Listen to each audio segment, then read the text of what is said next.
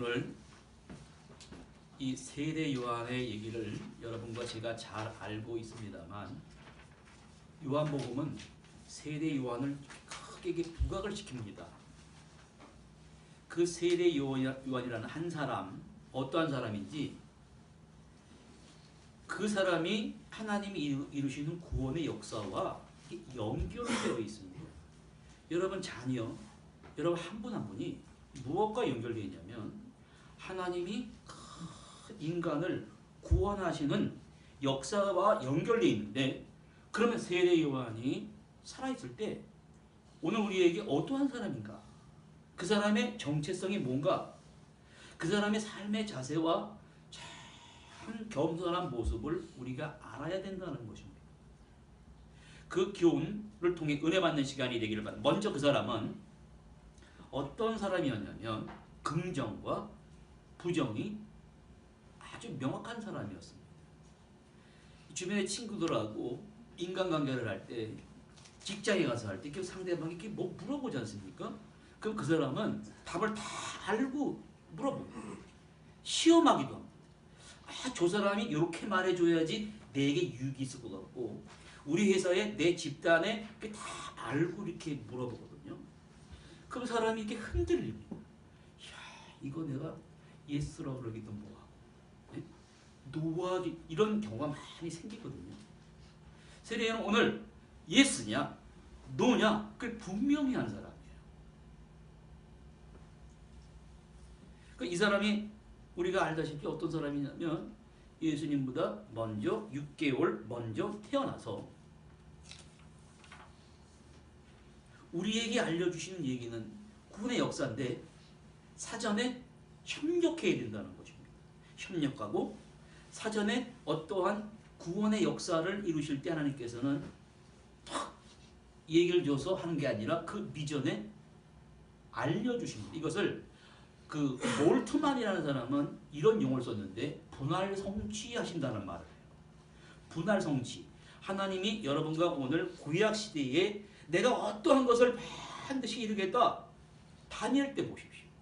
그저 미리미리 알려주시면 좋은데 사자굴에 집어넣는단 말이에요. 사드락, 메삭, 아벳노고를 막 풀무불에 던지면서 막 끝날라 그럴 때 하나님 개입하십니다. 뭘 보시냐면 끝까지 참고 기다리느냐, 그렇지 않느냐, 그걸 보신단 말이에요. 야, 하나님이 오늘 우리 가정을 통해서, 오늘 우리 교회를 통해서, 이 나라와 이 민족을 통해서 뭘 보시냐면, 하나님이 이루시는 것을 끝까지 참고 인내하며 기다리고 있는가. 근데 많은 사람들이 그렇지 못합니다. 하박국 선지자는 뭐라고 그러냐면, 하나님은 도대체 눈을 뜨고 계시는 것입니까? 악인이 막 번성하고 악인이 막 우리를 막 짓밟고 왜 잠자코 계십니까? 신앙 상담할 때 그럽니다. 대부분 얘기가 답답해요. 남편도 답답하고, 아내도 답답하고, 하나님도 참 답답한 것 같습니다. 좀 명확하게 좀 알려주시지 않고, 우리 자녀가 1년 뒤에 어느 대학 들어갈지, 남편이 사업이 들릴지 알려주면 좋은데 이게 쪽집게 이렇게 그렇게 안 가르쳐 주십니다.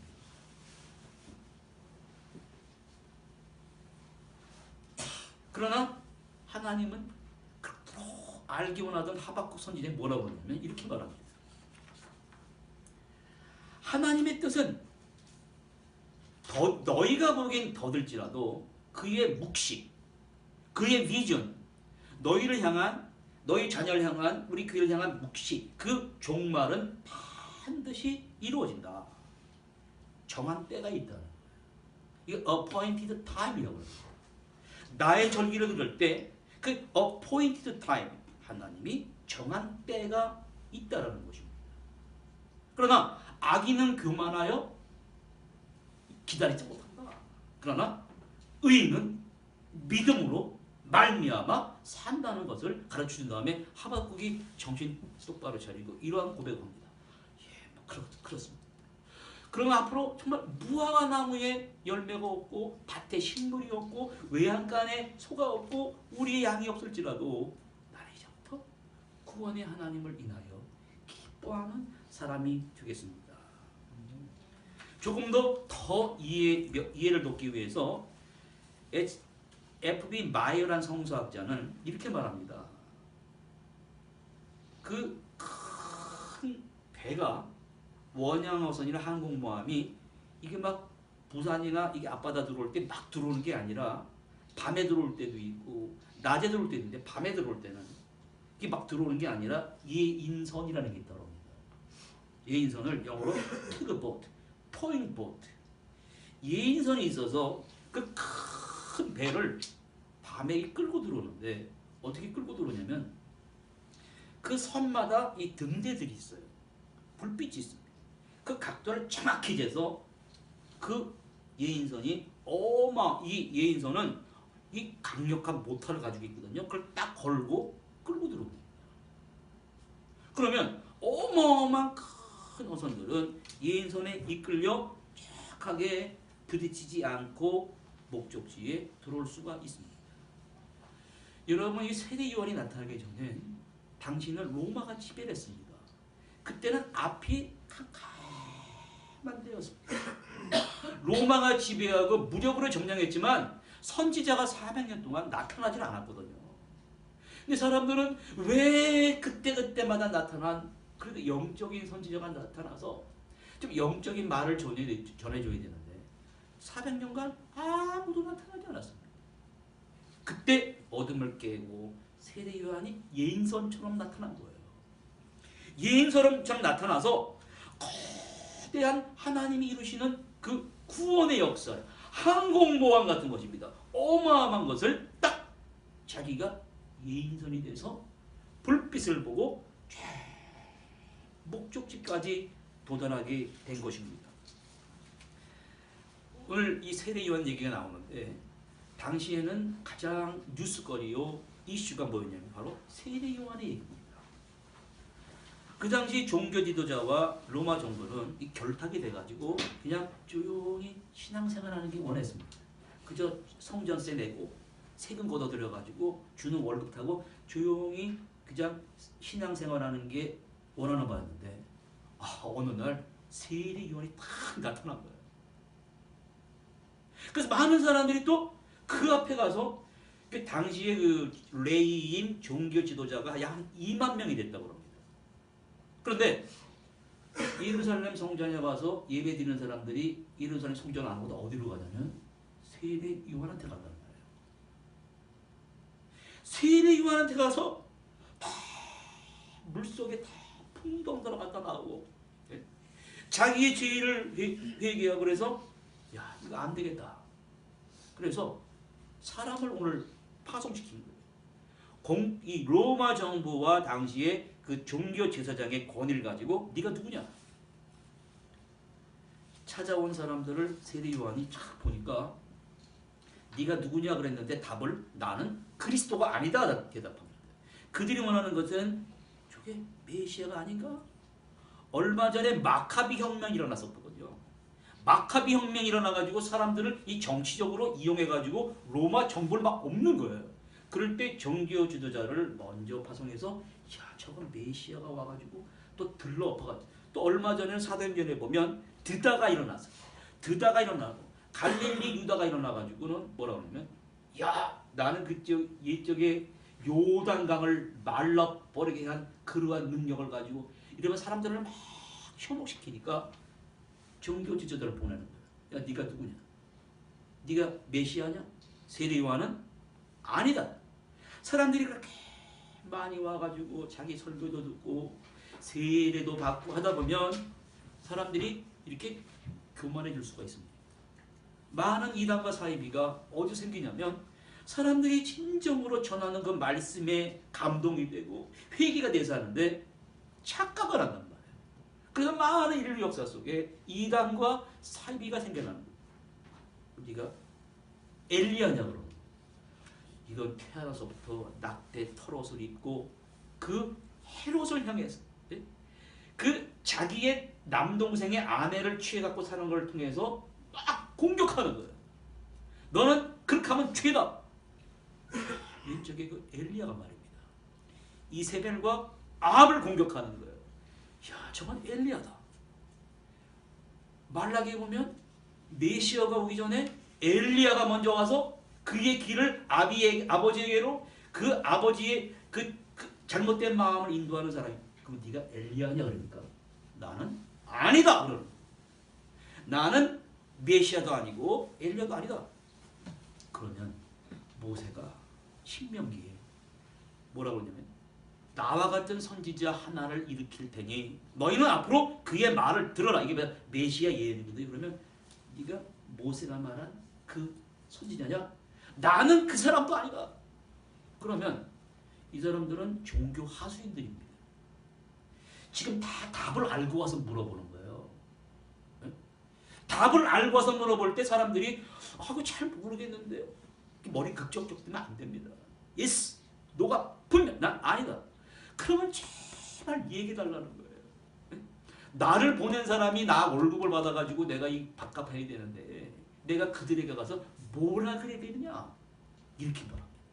그러면 너는 너라고 하는 자신에 대해서 도대체 무엇이라고 증거하느냐. 여러분 성경이 이러한 말을 우리에게 왜 전해주냐면 지금 예수 그리스도가 나타나고 세례 요한의 큰 존재가 우리 앞에 나타났습니다. 진리를 증거하는 사람이 나타나면 그 사람의 자세는 겸손하면서 그 진리의 말씀을 분별해서 따라가야 되는데 사람들의 모양이 어떻게 반응하냐면 큰 존재 앞에 자기가 그거를 옳다면서도 자기 자신이 초라해집니다. 저 사람은 의로운 외침을 하고 올바른 말을 하는데 나는 비감한 기분에 사로잡히게 되면서 어떻게 되냐면 질투합니다. 시기합니다. 저 사람은 저렇게 강력하게 외치는데 자신은 약한 존재감에 주변 탓으로 돌리면서 어떻게 복수하려고 합니다. 사람이 이렇게 변질돼 버린 거예요. 그리고 복수하고 네가 엘리야냐? 네가 모세냐? 이게 자유롭게 표현하는 것이 마냥 정당한 것처럼 이렇게 거짓과 퇴폐에 물들어갑니다. 오늘도 똑같습니다. 올바른 얘기하면은 올바로 얘기하는 사람의 귀를 귀담아 듣고 그것이 하나님 말씀으로 받아들여야 됩니다. 그러면 세례 요한은 당신은 엘리야도 아니고 메시아도 아니고 모세도 아니고 그러면 나는 아니라고 한 강한 부정에 대한 그 뜻이 무엇이냐면 당신들은 당신이 누군지를 모르고 살아가는 것입니다. 그걸 말해주는 거예요. 자기 자신이 누군지 모르고 살아가니까 다 옆 사람의 눈치를 봅니다. 옷깃만 씻어도 불안해가지고 옆 사람이 하는 소리에 귀를 기르게 되고 자기 자신이 거짓돼버려요. 거짓과 퇴폐에 나도 물들어갑니다. 그러니 자신의 소신껏 yes, no를 할 수도 없단 말입니다. 세례 요한은 거기서 탈출한 사람입니다. 거기서 벗어난 사람입니다. 내가 누군가 자기 자신을 정확히 아는 것으로 인생을 시작한 사람입니다. 왜? 자기 자신조차 모르면 상대방도 모르는 거고 제일 손해는 납니다. 우리가 우리 자신을 모르고 살아가면 제일 손해보는 것은 바로 우리 자신. 그러면 세례 요한은 너는 너 자신에 대해 도대체 뭐라 하느냐 그랬을 때 뭐라 그러냐면 나는 이사의 예언대로 광야에서 주의 길을 곱게 하라고 외치는 자의 소리입니다. 그렇게 말합니다. 여러분 이 말을 어렵게 생각하지 마시고 초등학교를 졸업하고 중학교를 가거나 고등학교를 대학을 가고 회사를 들어가면 회사에서 오리엔테이션을 합니다. 오리엔테이션은 뭐냐면 당신이 이 그룹에 들어오기 전에 반드시 알아야 되는 거예요. 우리 회사는 이런 회사고 우리 대학은 이러한 대학이고 우리 직장은 이러한 것이니 그 미리 준비를 해야 된다. 준비를 하는 그런 정신훈련, 체력훈련, 극기훈련 이런 걸 통해서 하지 않습니까? 예수님이 오시기 전에 이 오리엔테이션이 필요했습니다. 천국의 하나님 나라의 주인공이신 예수님이 이 땅에 오는데 세상 사람들이 다 그 집과 태폐에 물들어 있단 말이에요. 이걸 세대 여인이 와서 어떻게 오리엔테이션 시키냐면 먼저 사가랴 엄마 엘리사벳부터 좀 달랐습니다. 이게 평상시에 이게 태어나가지고 이게 안 되겠거든요. 그래서 할머니 할아버지가 돼서 세대 요한을 주셨다니까요. 앞으로 네가 자식을 낳을 건데 난 지금 출산이 끝났습니다. 여성으로서 아기를 낳을 수 없습니다. 이게 안 믿었단 말이에요. 네가 말 안 믿어? 벙어리 만들어버렸어.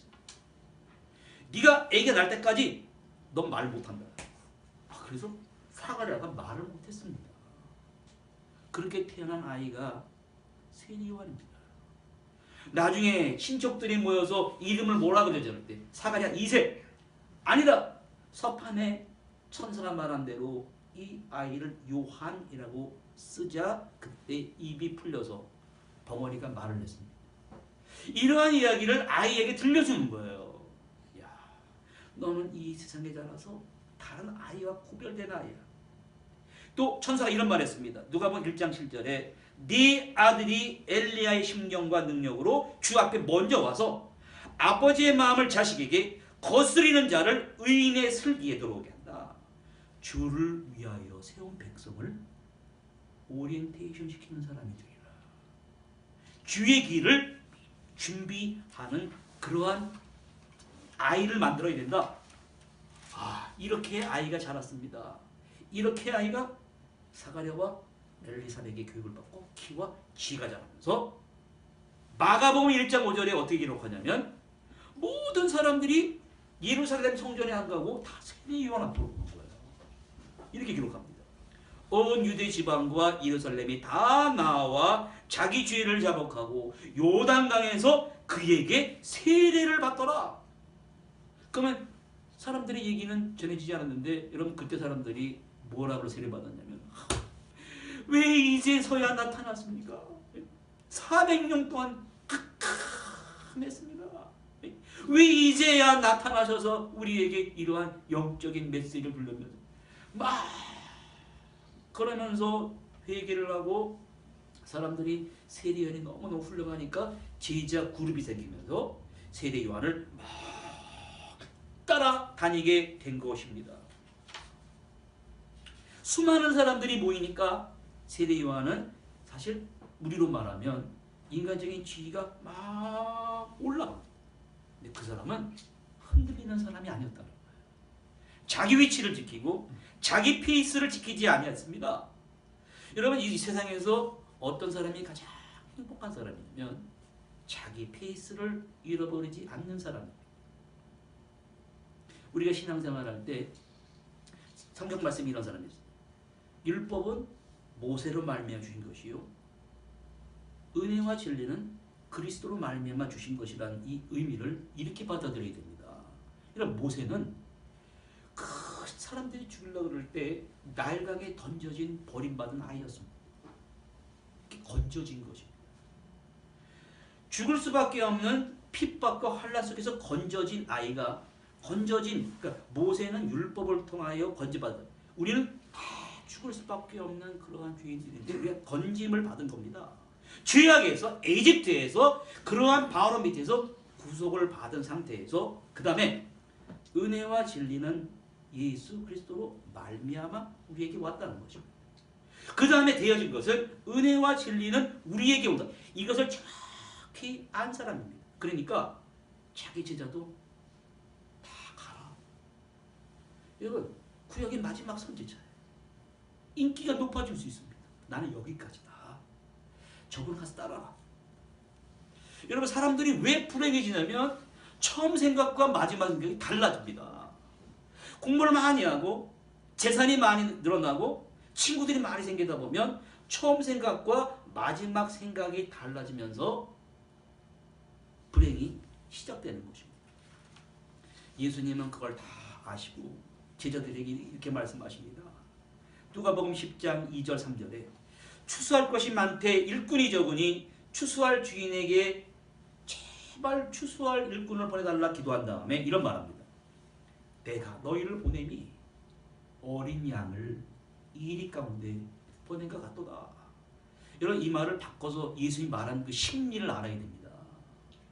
너희가 양이 되려면 끝까지 양이 돼야 된다 그 말이에요. 근데 양이 조금 풍족해지니까 이리가 되려고 그러고 사자가 되려고 그러고 너희는 양이다. 이리가 아니다. 죽을 곳에 가서도 양으로 살다가 일이나 사자가 되지 말고 양으로 살다 죽어라. 좀 이렇게 어떻게 보면 섬찟합니다만 많은 사람들이 양으로 살다가 파리새인이 되어버려요. 10장 16절에 마태복음 너희는 그러나 뱀같이 슬기롭게 추우나 더우나 뱀은 말입니다. 적응하며 살아갑니다. 그러나 뱀과 같이 슬기롭게 비둘기같이 순전하게 너희가 어려움을 당할 때 걱정하지 말라는 거예요. 너희에게 할 말을 가르쳐 주시는 이는 영이시다. 성령께서. 왜? 하나님의 자녀대로 살아가니까. 오늘 세례 요한이 공회에서 파견된 사람들에게 강한 부정한다음에 나는 이런 긍정의 사람입니다. 말할 때 주의 길을 곧게 하라고 광야에서 외치는 소리인데 주의 길을 곧게 하라를 이사야의 정확한 어원을 보니까 이런 뜻이 있더라니까요. 성경에 감춰진 원어의 뜻이 우리에게 잘못된 생각을 바꿔주게 됩니다. 너희는 광야에서 여호와의 길을 예배하라. 그리고 사막에서 우리 하나님의 대로를 평탄하게 하라는데 여기서 사막이란 말은 원어에 보니까 아라바 for our God이란 말이 나와 있습니다. 하나님의 아라바에서 아라바 광야에서 하이웨이를 고속도로를 다시 만들라. 그럼 아라바가 뭐냐면 이스라엘 백성이 당시에 전쟁 중에 있거나 이 도망 다닐 때 이 아라바 광야로 도망 다녔습니다. 인간이 만들어 놓은 지름길이거든요. 꼭 정복당할 때나 도망당할 때나 포로로 갈 때나 꼭 이렇게 사막 가운데 사람들이 만들어 놓은 지름길 약간 잔디밭도 있고 그로 도망을 다녔는데 그 위에 인간이 만들어 놓은 그만한 그 길 위에 다시 만들어라. 하나님의 대로를 다시 만들라는 것입니다. 그러한 말씀을 오늘 우리에게 들려주시거든요. 할 말을 잃어버린 조사관들은 이제 마지막 히든 카드를 꺼냅니다. 그러면 네가 엘리야도 아니고 메시아도 아니고 그러면 넌 도대체 왜 세례를 주느냐? 그럴 때 세례라는 것은 유대 종교 지도자들이 보면 이렇게 유대인들이 제대로 믿지 않다가 이방인 유대인들이 제대로 믿을 때 세례는 공인된 의식인데 아니 예루살렘 성전에 와서 예배 드리는 사람이 예배 드리러 안 오고 세례 요한의 앞에 가서 죄사함을 위한 세례를 받는 것 그걸 막 질타하는 것입니다. 그러면 세례 요한은 우리에게 오늘 무엇을 보여주는 것이냐면 기존의 질서에 그냥 따라가는 것이 아니라 그걸 깨고 하나님 나라의 새로운 시각과 가치관을 오늘 여러분과 저에게 전해주신 것입니다. 그러면 아이들을 공부할 때 저는 가장 신나는 시간이 뭐냐면 아이들은 새로운 것을 딱 보여주지 않습니까? 저기 들어오지 않습니까? 너무 신비 갖고 들어옵니다. 오늘 무슨 새로운 일이 일어날까? 전 저거 보는 게 너무 행복해요. 그리고 우리가 살아가면서도 가장 긴장되고 흥분된 시간이 뭐냐면 새로운 곳을 만들어갈 때입니다. 근데 조심해야 될 게 뭐냐면 완성된 끝에 도달하면서 나 이제 됐다. 성취감보다는 무엇에 사람들이 끌리냐면 저 사람은 새로운 것을 이뤄봐야겠다는 고향감입니다. 고향감은 뭐냐면 하늘을 높이 날아갈 듯이 움직이는 느낌입니다. 그래서 그러한 성취감과 고향감에 뭔가 이 돈을 좀 벌었다. 사업이 이루어졌다. 자녀가 좋은 대학에 갔다 하고 안심하면 안 됩니다. 나는 아직 아닙니다. 이제부터 해야 됩니다. 더욱 분발해야 되겠습니다. 그들이 겸허해서 하는 말이 아니라 왜? 자신이 진행될수록 사람은 자기 지혜를 의지하거든요. 노력이 턱없이 부족했다는 걸 알고 지금보다도 더욱 뛰어난 창조성을 발휘하기 위해서는 나는 아직도 부족한 사람입니다. 나는 앞길을 더 달려가야 될 사람입니다. 이렇게 채찍질 해야 된다는 것입니다. 그러면 목사님 참 그렇게 살면 힘들잖아요. 힘듭니다. 새롭게 창조한다는 것은 변방을 다니는 것처럼 참 힘들고 벼랑 끝을 지나가다가 잘못되다가 그러다 잘못되면 어떡합니까? 추락될 수도 있습니다. 그러나 위험을 무릅쓰고 그러나 바리새인들처럼 종교 제사장들처럼 기존 질서에 순종하면 어떻게 됩니까? 다 죽는 거예요. 그 질서를 깨고 새로운 창조성을 발휘하면서도 나는 아직까지 아닙니다. 나는 겸손한 사람이 왜? 내가 무너질 수가 있거든요. 나도 잘못되다가는 교만 바리새인 제사장처럼 교만해질 수 있거든요. 그래서 한 말이 뭐냐면 세 번째로 이렇게 말하는 것입니다.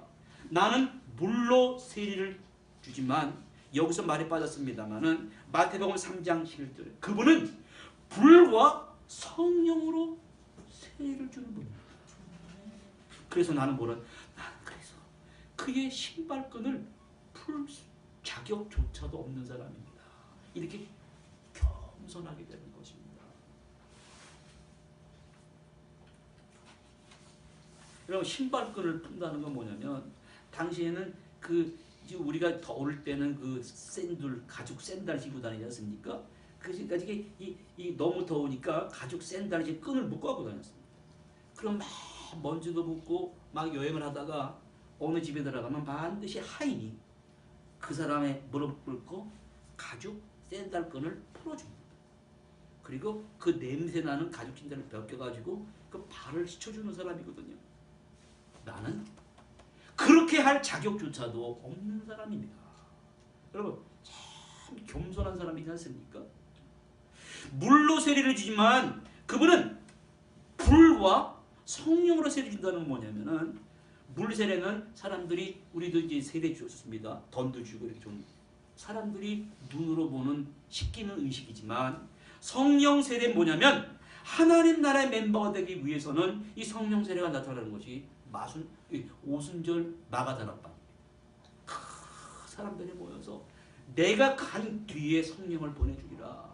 너희는 그 성령을 사모하면서 기다리라 그러니까 사람들이 막 기도를 했습니다. 도대체 성령 세례가 뭔가 막 사람들이 기도했을 때 갑자기 불에 혀같이 갈라지는 그 성령의 불길이 각 사람 머리 위에 내리면서 막 뜨거워지면서 막 태워버리는 거야. 죄도 태워버리고 가치관 태워버리고 그 옛적에 갈멜산상에서 하늘의 불이 내려와서 갈멜산상에 바알 선지자를 다 태워버렸듯이 다 태워버리고 이 뜨거워지는 말을 했습니다. 영의 언어. 서로 그냥 방언을 막 하는 겁니다.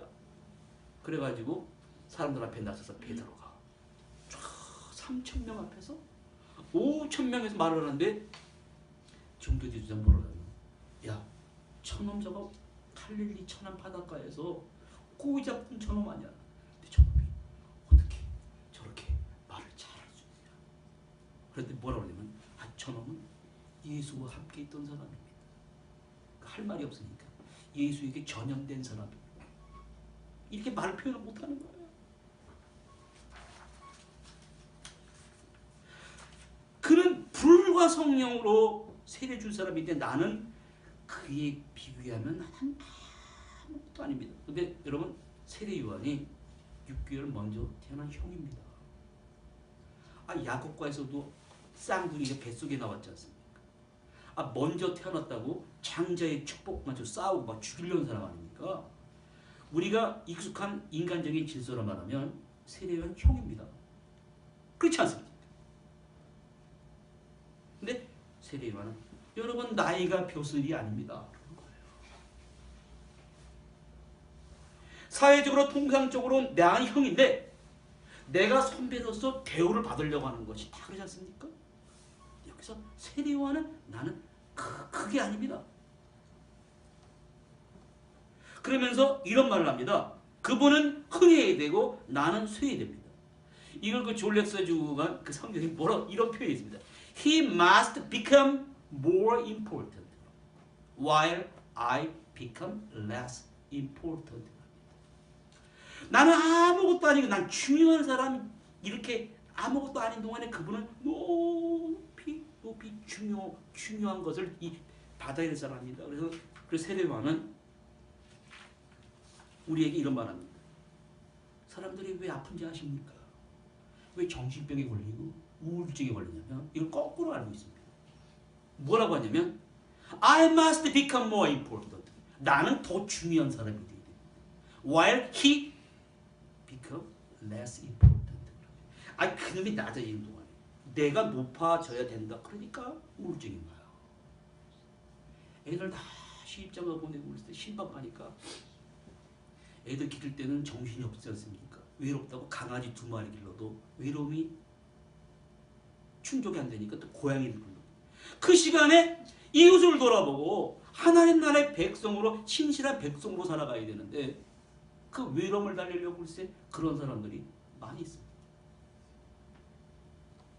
사람들은 어디에서 행복감을 찾냐면 더 가지려고 그러고 내가 남보다 더 나으려고 그러고 거기서 행복해지려고 그런 사람들은 성경은 그런 사람은 불행해집니다. 그런 사람은 평생을 소유와 성취감의 노예로 붙들려 살다가 죽습니다. 그래서 성경은 우리에게 이렇게 말합니다. 그러면 우리가 어떻게 살아야 되겠는가? 잠언 24장 17절에 내 원수가 넘어질 때 즐거워하지 말며 그가 엎드러질 때 마음을 기뻐하지 말라. 상대방의 기쁨을 보고 내가 더 기뻐야 된다. 근데 우리는 상대방이 기뻐하고 잘 되면 뭐라고 그러냐면 배가 아프다고 그래요. 이거 완전히 잘못된 것입니다. 18절에 들어보십시오. 잠언 18절에 여호와께서 그러한 사람 보시고 뭐라냐면 기뻐하지 아니하사 그의 진노를 그에게서 옮긴다 그랬습니다. 그런 감정 오늘 이렇게 다 버려야 됩니다. 세례요한은 그러면 나는 이제부터 아무것도 아니다 그러고 결혼식 할 때 신랑이 있는데 들러리가 쓰거든요. 나는 신랑 옆에 서 있는 친구의 기쁨으로 그러한 기쁨만 나에게 있는 것입니다. 근데 우리는 들러리가 없으니까 이게 무슨 말인지 모르는데 당시는 이스라엘 사람들은 결혼식을 일주일 동안 합니다. 뭐 하냐면 신랑 신부가 그때가 제일 보고 싶어하고 연애할 때가 뜨거운 감정이 막 왔다 갔다 하지 않습니까? 그러면은 신부가 뭘 기다리냐면 신랑의 메시지를 기다립니다. 그러면 신랑의 친구가 지금은 스마트폰 들고 왔다 갔다 하지만 그때 글을 써가지고 신랑 친구한테 주면 신랑 친구가 신부한테 가르쳐 주는 거예요.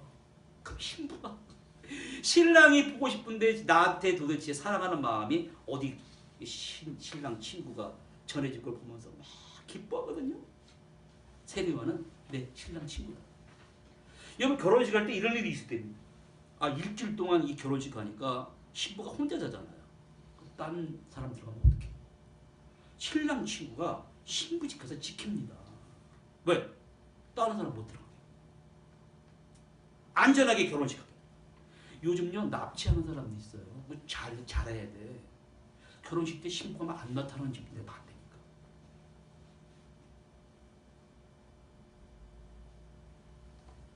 딱 지키고 있다가 딱 결혼식 날 신랑을 쫙 데리고 가서 또 들여보내네. 그리고 신랑 신부가 서로 만나서 사랑하는 시간에 밖에서 있어. 신랑 신부가 나누는 기쁨을 신랑은 친구는 밖에 서서 문을 지키고 있다니까요. 나는 이러한 기쁨에 충만하구나. 근데 사람이 살아가는 모습 보면 짐승도 고슴도치도 자기 새끼 이쁘다고 어릴 적에 사랑하는데 동물이 크면 막 물을 내쫓습니다. 사람도 그렇습니다. 어릴 적에 막 키우지 않습니까? 커서 원수가 되는 자녀들이 있습니다. 중도에 문제가 생겼습니다. 마음이 변해버리는 거예요. 이상한 마음, 시기하고 질투하고. 바리새인과 서기관 제사장들은 다 메시아를 기다리던 사람이었습니다. 그 신랑 대신 메시아를 기다리는데 그분이 오셨습니다. 오셨는데 그분을 진정으로 맞이해야 되는데 시기합니다. 질투합니다. 그 앞에서 마음이 교만한 게 겸손해져야 되는데 예수님이 우리가 선민인데 모세가 선택한 선민인데 왜 우리와 안 어울리고 뭐라 그러냐면 세리, 창기, 많은 죄인들하고 막 가거든요. 근데 유인은 그게 싫었습니다. 깨끗한 왜 우리하고 안 친해지고 왜 저렇게 냄새나는 죄인들하고 다니는 겁니까? 그게 사실 좋은 건데 이거 받아들이지 못하는 거예요.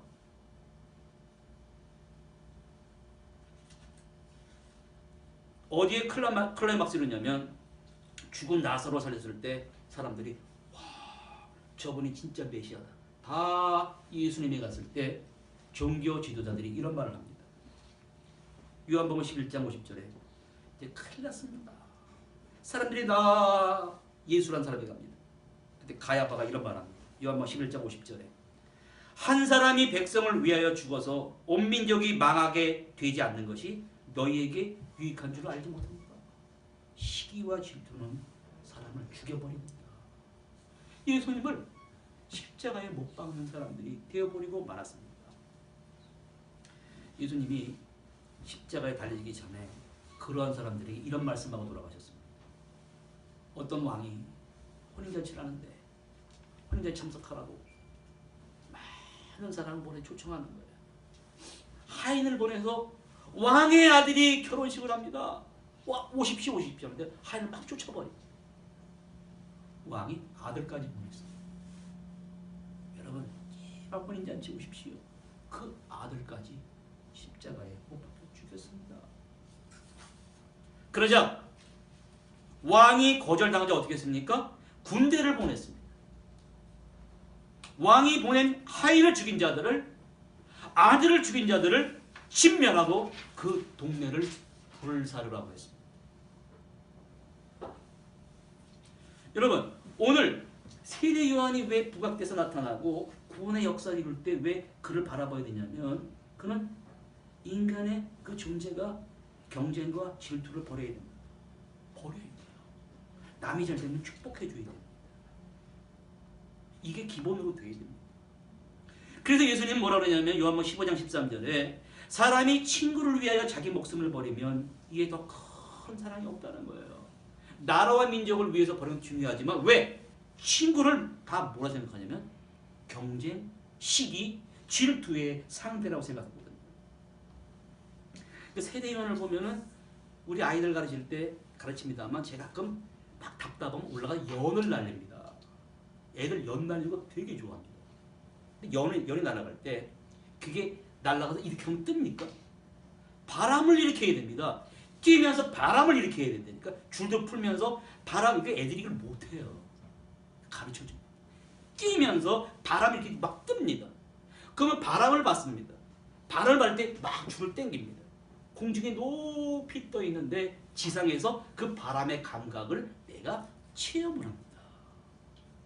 세례 요한은 정말 거친 바람이에요. 그분은 흥해야 되고 He must become more important while I become less important. 여러분 그러다 보면 참 아파요. 고난과 고통이 다가옵니다. 그 바람을 맞아야 됩니다. 그 바람을 지상에서 연의 감각을 맞듯이 세례 요한은 맞았습니다. 세례 요한은요, 그 옛날에 돛을 띄우고 그 바다가 그 바람을 맞이하면서 믿음의 바람을 맞이하면서 목적지에 가듯이 막 돌진하는 그러한 사람이었습니다.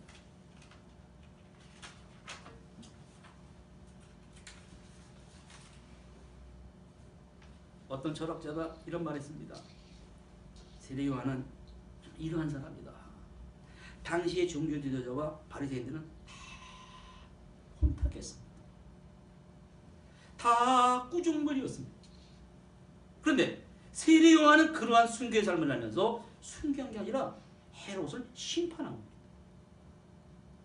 이게 세례 요한이 헤롯이 세례를 죽인 다음에 부들부들 떨었습니다. 심판한 거예요. 그의 삶은 어떠한 삶이었냐면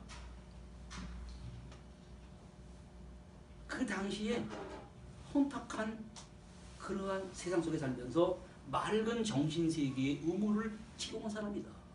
오늘도 그러한 삶을 우리에게 살라고 이렇게 말합니다. 그대가 서 있는 곳을 깊숙이 파고들어라. 바로 샘은 거기에 있다.